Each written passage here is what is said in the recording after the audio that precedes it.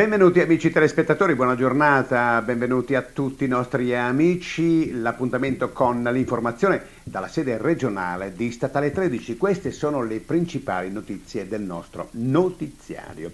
Un giovane di 17 anni di nazionalità marocchina è stato sorpreso dalla polizia mentre spacciava droghe leggere nei pressi dell'autostazione dei Pullman di Udine. È stato denunciato alla Procura dei minori di Trieste.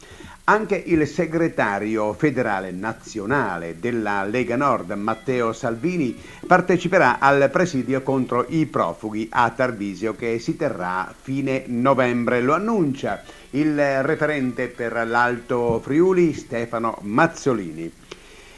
È bufera in consiglio comunale a Trieste. Sono 15 le firme in calce alla mozione di sfiducia contro il presidente del consiglio comunale della città giuliana, reo di aver dichiarato che occorre rendere grazie a Tito per aver liberato la città di Trieste.